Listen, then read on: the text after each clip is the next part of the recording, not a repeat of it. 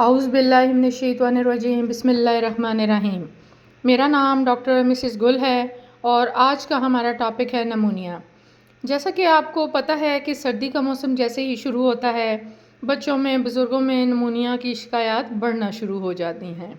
آج ہم دیکھیں گے اس ویڈیو میں کہ نمونیا کیا ہے، اس کی علامات کیا ہوتی ہیں، اس کا علاج کیسے کیا جاتا ہے اور نمونیا سے بچنے کے لیے کیا کیا احتیاطی تدابیر اختیار کی جا سکتی ہیں۔ تو شروع کرتے ہیں آج کی ویڈیو۔ نمونیا پھیپھڑوں کی ایک شدید بیماری ہے جس میں پھیپھڑوں میں سوجن اور انفیکشن ہو جاتا ہے۔ اس حالت میں پھیپھڑوں کی ہوا کی تھیلیاں، جنہیں الویولائی کہتے ہیں، وہ مائع سے یا پس سے بھر جاتی ہیں جو سانس لینے میں مشکلات پیدا کرتی ہیں۔ نمونیا مختلف قسم کے بیکٹیریا، وائرس یا فنگس کی وجہ سے ہو سکتا ہے، لیکن نمونیا کے زیادہ تر کیس وائرس کی وجہ سے ہوتے ہیں اور یہ اکثر نزلہ زکام کی علامات کے بعد ظاہر ہوتا ہے۔ بیکٹیریا کی وجہ سے نمونیا کے کیسوں کی تعداد کم ہوتی ہے۔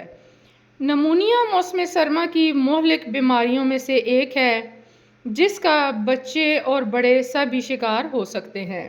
بروقت علاج نہ ہونے کی صورت میں یہ مرض بگڑ کر جان لیوا بھی ہو سکتا ہے۔ اب دیکھتے ہیں کہ نمونیا کی علامات کیا کیا ہو سکتی ہیں۔ بچوں میں نمونیا کی علامات مختلف ہو سکتی ہیں۔ وہ نزلہ، زکام یا نظام تنفس کے بالائی راستے کی علامات سے مماثلت رکھ سکتی ہیں۔ نمونیا کی عام نشانیاں اور علامات، جن میں مندرجہ ذیل علامات شامل ہیں: تیز بخار کا ہونا، کھانسی، سانس کا تیز تیز چلنا، سانس لینے میں دشواری پیش آنا، پھیپھڑوں سے سیٹی کی سی آوازیں آنا، بھوک کا نہ لگنا، کھانسی یا بلغم کو نگلنے کی وجہ سے قے ہونا، عام طور پر تھکن سے چور اور ذہنی، جسمانی اور جذباتی طور پر پریشانی محسوس ہونا، معدے اور پیٹ کا درد ہونا۔ اب دیکھتے ہیں کہ نمونیا کا علاج کس طرح کیا جاتا ہے۔ اگر آپ کے ڈاکٹر کو نمونیا کا شبہ ہوتا ہے تو ممکن ہے کہ وہ آپ کے بچے کا سینے کا ایکس رے بھی لے سکتا ہے یا پھر آپ کا ڈاکٹر کچھ خون کے ٹیسٹ بھی کروا سکتا ہے۔ زیادہ تر بچوں کی نگہداشت گھر پر ہی ہو سکتی ہے۔ جو بچے زیادہ بیمار ہوتے ہیں ممکن ہے کہ ان کو ہسپتال میں بھی داخل کرنا پڑے۔ اس بات کا بھی امکان ہوتا ہے کہ ان کو آکسیجن اور دوسری ادویات دینے کی ضرورت پیش آ جائے۔ ایسا بھی ہو سکتا ہے کہ ابتدا میں بچے کو اس کی وین میں کینولا پاس کر اینٹی بائیوٹکس انجیکشن دیے جائیں اور طبیعت پھر بہتر ہونے پر اورل میڈیسن شروع کی جا سکتی ہیں۔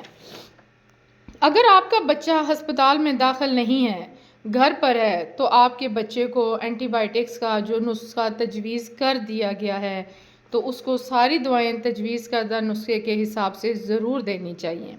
اپنے بچے کو اینٹی بائیوٹکس کے علاج کا پورا کورس لازمی مکمل کروائیں، اگرچہ وہ بہتر بھی محسوس کر رہا ہو تب بھی۔ اس کو دوبارہ ہونے سے روکنے، مدافعت اور دوسری پیچیدگیوں کے لیے یہ بہت اہم ہے کہ نمونیا کا کورس پورا کیا جائے۔ جسم میں پانی کی مقدار کو برقرار رکھنے کے لیے اپنے بچے کو وافر مقدار میں پانی پلائیں۔ آپ کے بچے کی بھوک بھی کم ہو سکتی ہے، لیکن اس میں آہستہ آہستہ بہتری آئے گی۔ جب ان میں انفیکشن ٹھیک ہو جائے گا تو بچہ بہتر محسوس کرنے لگے گا۔ اب دیکھتے ہیں کہ ہم اپنے بچوں کو یا بزرگوں کو نمونیا ہونے سے سردی کے موسم میں کیسے بچا سکتے ہیں۔ سردیوں میں بچوں کو نمونیا کا خطرہ بڑھ جاتا ہے، لہٰذا احتیاط کریں۔ بچوں کو گرم کپڑے، ٹوپی اور دستانے پہنائیں۔ 6 ماہ سے کم عمر بچوں کو صرف ماں کا دودھ پلائیں۔ گرد و غبار اور دھوئیں سے خود کو اور بچوں کو بچائیں۔ 1 سال سے چھوٹے بچوں کو وقت پر حفاظتی ٹیکے لازمی لگوائیں۔ بخار کے ساتھ سانس میں دشواری کی صورت میں فوراً ڈاکٹر سے رجوع کریں۔ نمونیا کا شکار تمام عمر کے افراد ہو سکتے ہیں، لیکن چھوٹے بچے اور زیادہ بزرگ افراد اس کے باعث موت کے منہ میں بھی جا سکتے ہیں۔ ایسے افراد جو پہلے ہی کسی مرض میں مبتلا ہوں، جیسا کہ دمہ، شوگر اور امراض قلب، اگر ان افراد کو نمونیا ہو جائے تو ان کے لیے شدید خطرے کی بات ہو سکتی ہے۔ یہ تھی ہماری آج کی ویڈیو۔ اگر آپ کو ہماری یہ ویڈیو پسند آئی ہے تو ہمارے چینل کو سبسکرائب کریں، ہماری ویڈیو کو لائک اور شیئر کریں۔ جزاک اللہ۔ اللہ حافظ۔